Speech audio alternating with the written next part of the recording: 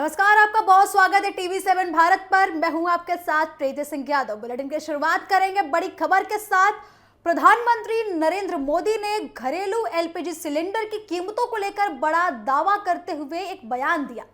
उन्होंने बोला कि यदि सरकार ने समय रहते सही फैसला नहीं लिया होता तो देश में घरेलू गैस सिलेंडरों की कीमत 2000 रुपए तक पहुंच सकती थी। उन्होंने कहा कि वैश्विक ईंधन संकट और युद्ध जैसे हालातों के बावजूद केंद्र सरकार ने रणनीतिक फैसले लेकर न केवल एलपीजी की आपूर्ति बनाए रखी बल्कि आम लोगों पर महंगाई का बोझ भी कम करने में बड़ा फैसला लिया। राजस्थान के बलातौर में जनसभा को संबोधित करते हुए प्रधानमंत्री नरेंद्र मोदी ने कहा कि दुनिया के कई बड़े देश ईंधन संकट से जूझ रहे थे, लेकिन भारत ने ऐसे समय में इन हालातों पर काबू पाया और समय रहते हालात का आकलन किया और प्रभावी रणनीति अपनाकर इस चुनौती का सफलतापूर्वक सामना किया। उनके मुताबिक सरकार की त्वरित कार्रवाई के कारण देश में रसोई गैस की भारी कीमत और कीमतों में जो है बेहासा बढ़ोतरी जैसी स्थिति बनती रही। प्रधानमंत्री ने अपने संबोधन में बताया कि भारत अपनी एलपीजी जरूरतों का लगभग 60% आयात करता है, जिनमें करीब 90% एलपीजी की आपूर्ति खाड़ी देशों से होती है। उन्होंने कहा कि युद्ध जैसे हालात बनने के बाद इन देशों में आने वाली सप्लाई गंभीर रूप से प्रभावित हुई, जिससे भारत में अधिक ईंधन संकट होने की आशंका पैदा हो गई थी। उन्होंने आगे कहा कि यदि उस समय सरकार ने तुरंत कदम नहीं उठाए होते तो देश भर में एलपीजी की भारी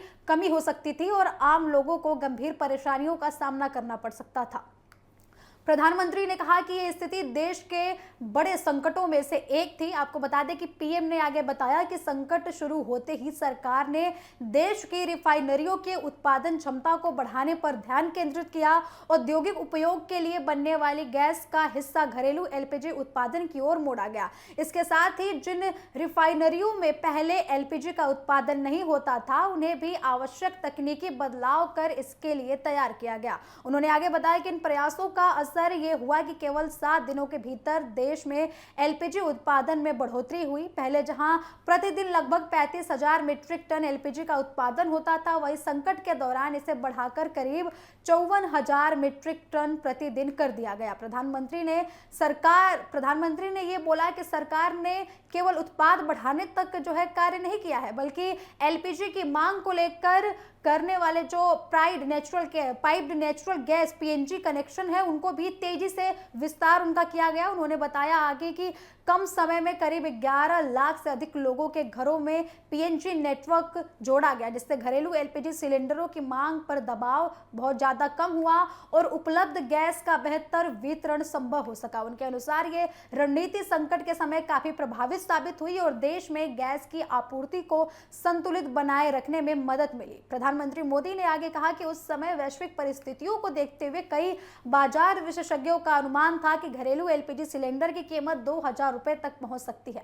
हालांकि सरकार ने समय रहते उठाए गए कदमों के जरिए इस स्थिति को टाल दिया। उन्होंने आगे ये भी कहा कि आज भी भारत में घरेलू एलपीजी सिलेंडर कई देशों की तुलना में अपेक्षाकृत कम कीमत पर उपलब्ध कराया जा रहा है।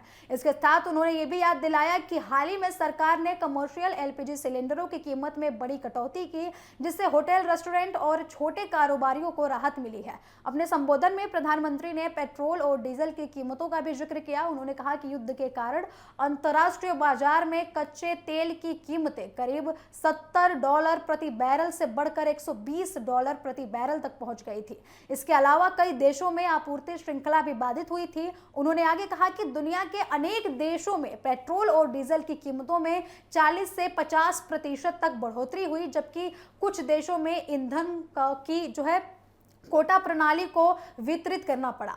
भारत के लिए भी ये चुनौती कम नहीं थी। उन्होंने देश को अपनी जरूरत का अधिकांश कच्चा तेल आयात करने पर निर्भर बताया। उन्होंने कहा कि अप्रैल से जून के बीच पेट्रोल और डीजल की कीमतों को नियंत्रित रखने के लिए सार्वजनिक क्षेत्रों की तेल कंपनियों को 75,000 करोड़ रुपए से अधिक का नुकसान उठाना पड़ा है। इसके बावजूद सरकार ने आम जनता पर अतिरिक्त बोझ नहीं बढ़ने दिया। पीएम ने यह भी कहा कि सरकार ने पेट्रोल पर प्रति लीटर 10 रुपए की एक्साइज ड्यूटी कम की है, जिसमें उपभोक्ता को राहत मिली। साथ ही भारत ने युद्ध के दौरान 40 से अधिक देशों से ईंधन खरीद कर अपनी ऊर्जा आपूर्ति सुरक्षित रखा। प्रधानमंत्री ने आगे ये भी कहा कि संकट के दौरान सरकार का सबसे बड़ा लक्ष्य देश के नागरिकों के हितों की रक्षा करना था। उन्होंने कहा कि भारत ने पूरी दुनिया को ये स्पष्ट संदेश दिया है कि राष्ट्र हित और देशवासियों का हित सर्वोपरि है। इसी सोच के साथ सरकार ने समय पर निर्णय लिया और ऊर्जा सुरक्षा सुनिश्चित किया। संकट की घड़ी में सरकार ने उत्पादन बढ़ाने, वैकल्पिक आपूर्ति सुनिश्चित करने और करों में राहत देने और ऊर्जा स्रोतों के विविधीकरण जैसे कई अहम कदम पे उनको जो है कदम उठाने पर मजबूर किया, जिनका लाभ अब कई देशों में देखने को मिल रहा है। और सबसे बड़ा उदाहरण भारत जो है सामने आ रहा है इसका कि ऐसे जो है रणनीति बनाने के कारण पेट्रोल और डीजल की कीमतें अन्य देशों के मुकाबले भारत में कम रही।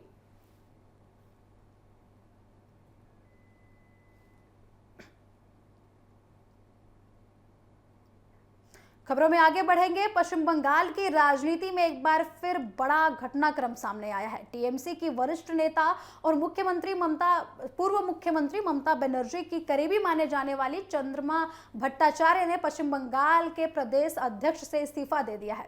खास बात यह है कि उन्होंने ये जिम्मेदारी संभालने के लिए जो है केवल उनको ये जिम्मेदारी संभालते हुए 1 महीना ही हुआ था, उसके बाद ही उन्होंने तुरंत ये पद छोड़ दिया है और पार्टी के अन्य सभी पदों से उन्होंने इस्तीफा दे दिया है। जिसके बाद उनके पार्टी से निकलने के बाद बागी गुट में शामिल होने की चर्चाएं लगातार तेज हो गई हैं। हालांकि चंद्रिमा भट्टाचार्य ने फिलहाल किसी नए राजनीतिक फैसले की घोषणा नहीं की है, लेकिन उनके इस्तीफे ने टीएमसी की अंदरूनी कलह को एक बार फिर सुर्खियों में ला दिया है। दूसरी ओर जो है पूर्व मुख्यमंत्री ममता बनर्जी ने दावा किया है कि चंद्रिमा पहले से ही पार्टी छोड़ने की तैयारी कर रही थी। चंद्रिमा भट्टाचार्य ने मीडिया से बातचीत में बताया कि उन्होंने ये फैसला जो है ममता बनर्जी को फोन पर सुनाई और इस पर नाराजगी भी जताई है। दरअसल शुक्रवार को टीएमसी के बागी गुट के नेता ऋतव्रत बनर्जी अपने समर्थकों के साथ कोलकाता स्थित पार्टी मुख्यालय भवन पहुंचे। उस समय चंद्रिमा भी वहां मौजूद थी, लेकिन कुछ देर बाद वहां से चली गई। अब बताया जा रहा है कि इस घटना के बाद ममता बनर्जी नाराज हो गई थी। उनका मानना था कि चंद्रिमा ने बागी गुट का साथ दिया है। इसी विवाद के बाद चंद्रिमा ने प्रदेश अध्यक्ष पद से इस्तीफा दे दिया और बागी पदों से भी उन्होंने इस्तीफा दे दिया है।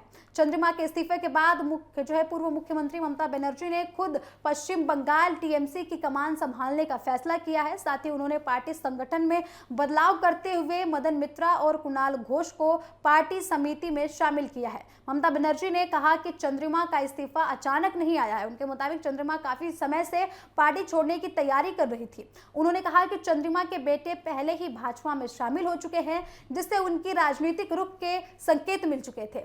इस्तीफा के कुछ समय बाद ही चंद्रिमा भट्टाचार्य को विधानसभा परिसर में टीएमसी के बागी नेताओं के साथ देखा गया। इसके बाद ये अटकलें तेज हो गई कि वे जल्द ही बागी गुट के साथ शामिल हो सकती हैं।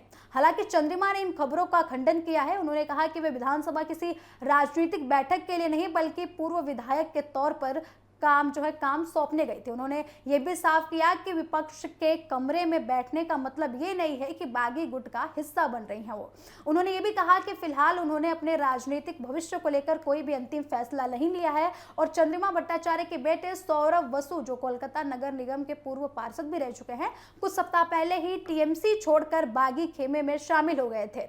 वे भी विधानसभा में हुई बागी नेताओं की बैठक में मौजूद थे। अब इसी वजह से राजनीतिक गलियारों में ये चर्चा तेज हो गई है कि चंद्रिमा जल्द ही नया राजनीतिक रास्ता चुन सकती है।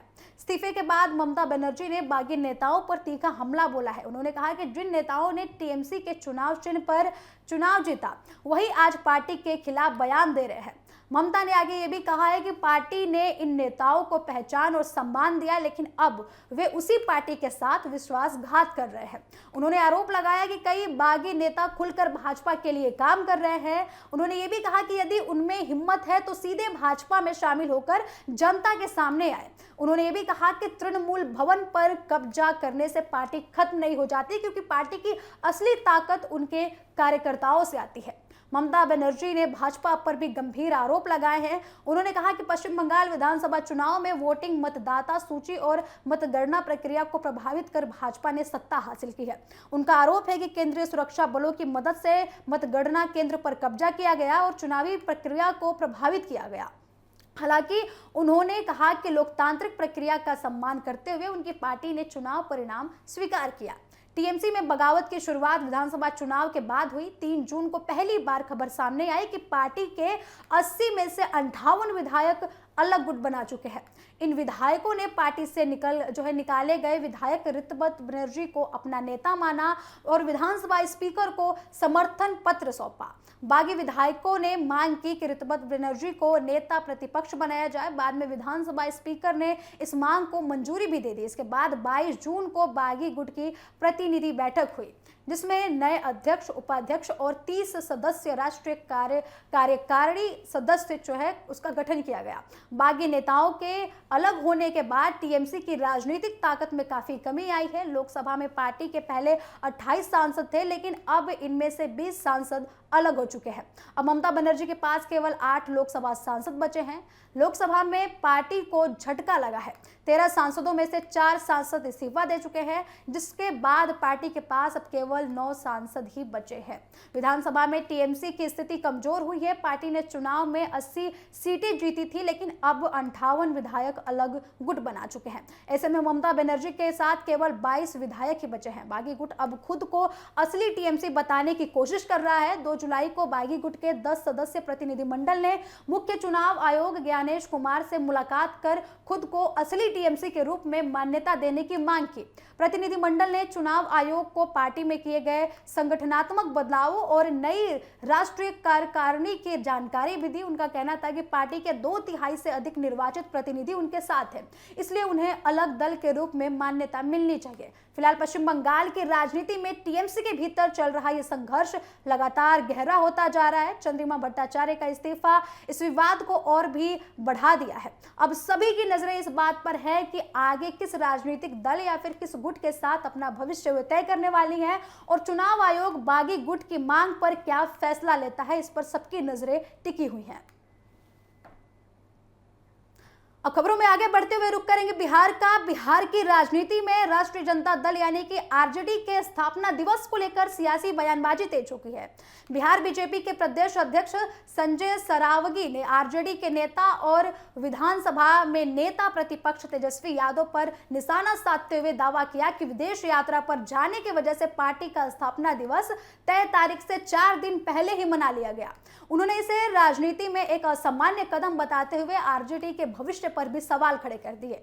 पटना में मीडिया से बातचीत के दौरान संजय सारवगी ने कहा कि क्या कभी किसी ने देखा है और सुना है कि किसी नेता को विदेश यात्रा पर जाना हो, इसलिए पार्टी का स्थापना दिवस पहले ही मना लिया जाए।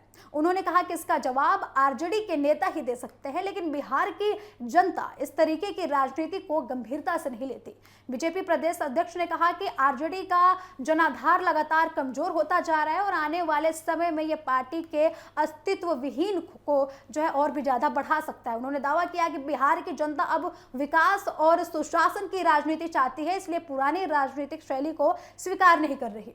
संजय सरावगी ने यह भी कहा है कि तेजस्वी यादव को बिहार की समस्याओं पर अधिक ध्यान देना चाहिए। उनके मुताबिक विपक्ष के नेता होने के नाते उन्हें सकारात्मक सुझावों की उम्मीद की जाती है, लेकिन वे अक्सर मीडिया को बयान देकर चले जाते हैं। लालू प्रसाद यादव की सुरक्षा व्यवस्था को भी लेकर पूछे गए सवालों पर संजय सरावगी ने कहा कि राज्य में सुरक्षा का फैसला एक निर्धारित सुरक्षा समिति करती है। उन्होंने कहा कि पहले समिति ने उनकी Z+ सुरक्षा हटाई थी और अब परिस्थितियों के अनुसार उन्हें फिर से Z श्रेणी की सुरक्षा दी गई है। उन्होंने कहा कि सुरक्षा व्यवस्था पूरी तरीके से प्रशासनिक प्रक्रिया के तहत होती है और इसमें किसी भी तरीके की राजनीति नहीं होनी चाहिए। सरावगी ने कहा कि पहले भी लालू यादव की सुरक्षा में बड़ी संख्या में सुरक्षा कर्मी तैनात थे और अब नई व्यवस्था के अनुसार सुरक्षा और भी ज्यादा मजबूत की गई है। आगे उन्होंने ये भी कहा कि तेजस्वी यादव पर तंज कसते हुए उन्होंने कहा कि बिहार के लिए समय उनको बिल्कुल ही नहीं मिलता। उन्होंने आरोप लगाया कि तेजस्वी यादव केवल मीडिया के सामने बयान देते हैं और फिर दूसरे कार्यक्रमों में व्यस्त हो जाते हैं। उन्होंने कहा कि राज्य सरकार अपराध के खिलाफ सख्त कार्रवाई कर रही है। मुख्यमंत्री ने पुलिस को अपराधियों के खिलाफ कड़ी कार्रवाई के लिए निर्देश दिए हैं और किसी भी अपराधी को छोड़ा नहीं जाएगा। भरत तिवारी मामले का जिक्र करते हुए सरावगी ने कहा कि राज्य सरकार ने 3 दिनों के भीतर न्यायिक जांच आयोग का गठन किया। उन्होंने बताया कि सेवानिवृत्त न्यायाधीश इस मामले की जांच करने और प्रशासन ने 24 घंटे के भीतर घटनास्थल का दौरा भी किया था। उन्होंने उन्होंने यह भी कहा कि पुलिस कानून के दायरे में रहकर कार्रवाई करती है और मुठभेड़ जैसी घटनाएं केवल आत्मरक्षा के स्थिति में ही होती है। बीजेपी प्रदेश अध्यक्ष ने आगामी बांकीपुर विधानसभा चुनाव को लेकर बड़ा दावा भी किया है। उन्होंने कहा कि इस सीट पर भारतीय जनता पार्टी की प्रचंड जीत होने वाली है। उन्होंने आगे कहा कि पूर्व विधायक और वरिष्ठ नेता नितिन नवीन ने क्षेत्र में विकास के कई कार्य किए। इसके अनुसार बांकीपुर में सड़कें, नाला, शहरी विकास और अन्य परियोजनाओं पर लगातार कार्य हुआ है, जिनका लाभ अब बीजेपी को बांकीपुर उप विधानसभा चुनाव में मिलने वाला है। आपको बता दें कि जन सुराज के संस्थापक प्रशांत किशोर के संभावित चुनाव लड़ने के सवाल पर भी संजय सारवगी ने यह कहा कि लोकतंत्र में हर राजनीतिक दल को चुनाव लड़ने का अधिकार है। उन्होंने कहा कि सभी पार्टियां अपने अपने उम्मीदवार उतारती हैं और इस बार भी ऐसा ही होगा। उन्होंने बताया कि बीजेपी अपने उम्मीदवार के नाम का फैसला नामांकन से पहले कर देगी और पार्टी पूरी तरीके से, पूरी मजबूती के साथ मैदान में उतरने वाली है। तेजस्वी यादव के विदेशी दौरे और आरजेडी के स्थापना दिवस को लेकर दिए गए संजय सरावगी के बयान के बाद अब बिहार की राजनीति में बयानबाजी तेज होती हुई नजर आ रही है। हालांकि तेजस्वी यादव या फिर राष्ट्रीय जनता दल की ओर से इन आरोपों पर आधिकारिक प्रतिक्रिया सामने नहीं आई है, लेकिन इनका यह बयान विवाद का केंद्र जरूर बन गया है।